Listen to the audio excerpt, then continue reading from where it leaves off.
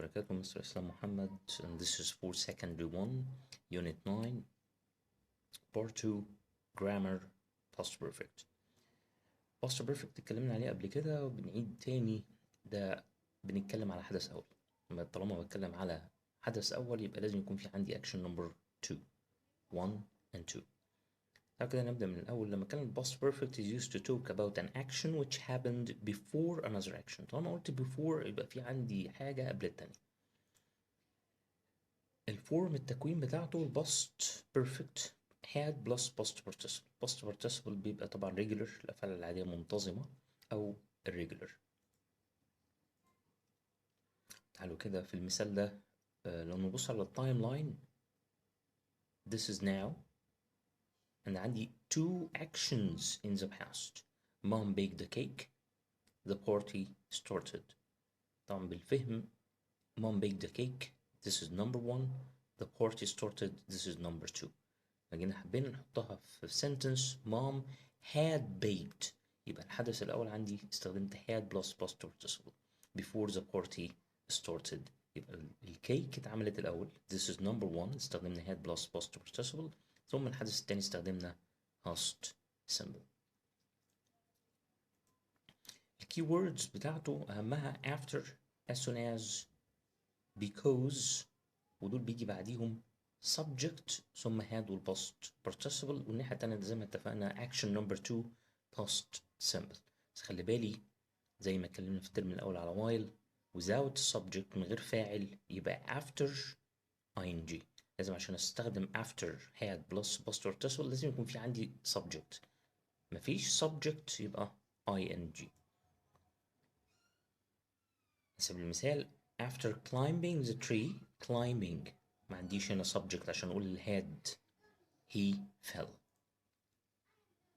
العكس تماما before by the time when يجي بعديهم past simple ثم had والpast participle. For example Lenny عندي had done his homework by 7 o'clock.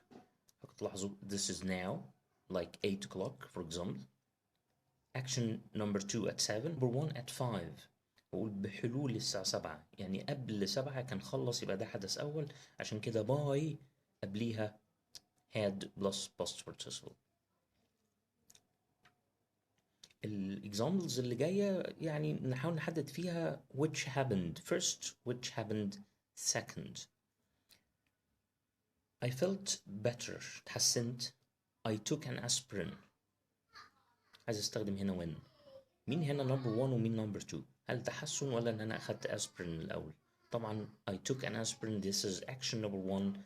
I felt better action number 2. When I use when I had taken action number 1 I felt better. Another example we called a taxi. We locked the door. Use before. Before we locked the door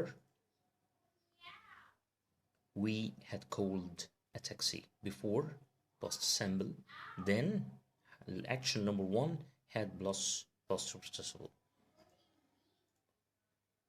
Okay عندي special cases حالات خاصة خلي بالكم منها.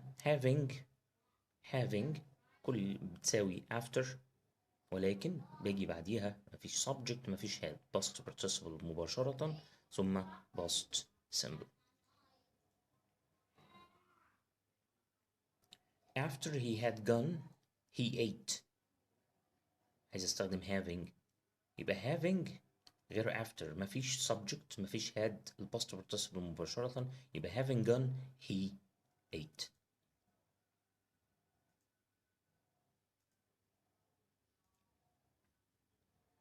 okay number 2 في special cases until معناه لغاية أو حتى بيجي بعديها past perfect من حبايب after بيجي وراها had والتصريف الثالث.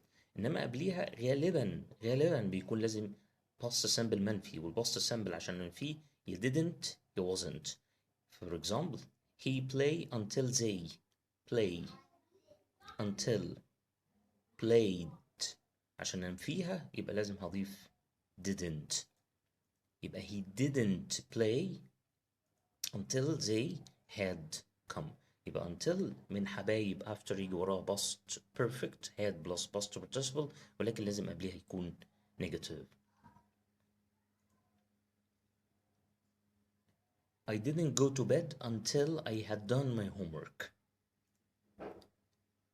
نيجي لقاعدة تانية.